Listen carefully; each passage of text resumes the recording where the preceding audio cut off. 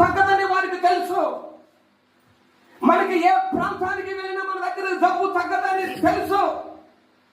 కుష్ఠరోగం అనగా అది చాలా భయంకరమైన స్థితిలో ఉంటుందండి. కుష్ఠరోగం అంటువ్యాధి కూడాను.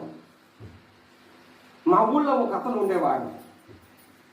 అతని పేరు భూషణం.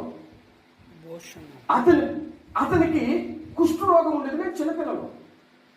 మేము చిన్నపిల్లలు. అతను ఎప్పుడు కూడా బూట్లు వేసుకునే ఉండేవాడు, తీసేవాడు కాదు. ఒక రోజున నాకు బాబాయ్ అవుతాడు. బాబాయ్, బూట్లు ఎప్పుడు కూడా ఎక్కడికి వెళ్ళినా బూట్లు ఉంటే బూట్లు తీసేవచ్చు కదా, మనకు తెలవదు కదా. ఆయనకి ఆ యావత్ ఉన్నారని నాకు తెలవదు. బాబాయ్ తీసుకొచ్చారు కదంటే అన్నాడు, నాన్న నేను బూట్లు తీయలేను, ఎందుకంటే నా ఏళ్ళు కొద్ది కొద్దిగా తినేస్తూ ఉంటాయి, పుళ్ళు పడిపోతూ ఉంటాయి.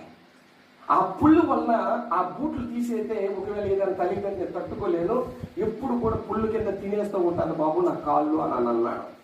అంటే అప్పుడు నాకు అర్థం కాలే ఆ కుష్టు రోగం ఏంటన్నది. ఏ డాక్టర్ దగ్గరికి వెళ్ళినా కానీ నయం చేయలేరు ఆ రోగాన్ని, కుష్టు రోగాన్ని. అటువంటి వ్యక్తికి ఒక ఆలోచన కలిగింది.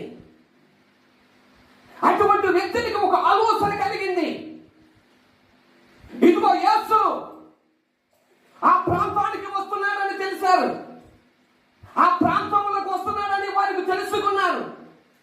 ఆ ప్రాంతంలోంచి వస్తున్నాడని ఆ 10 మంది కుష్ఠరోగులు ఎరిగి యేసు దగ్గరికి వెళ్ళి, ప్రభువా మమ్మల్ని స్వస్థపరచు. చూడండి, మీరు గమనించండి వాక్యాన్ని. వారి మీద చేతులు